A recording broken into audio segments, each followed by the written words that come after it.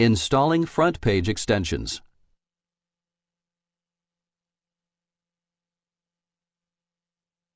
This tutorial will show you how to install FrontPage extensions in cPanel.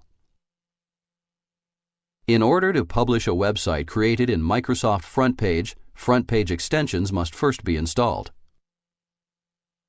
Scroll down to the Advanced section.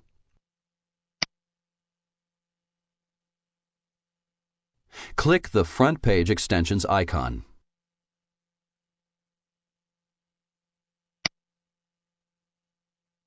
If previously installed extensions are giving you trouble, click the Clean Up Old Extensions button.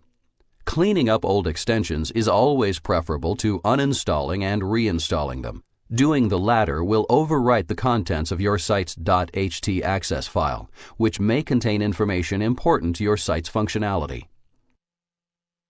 Click the Install Extensions button.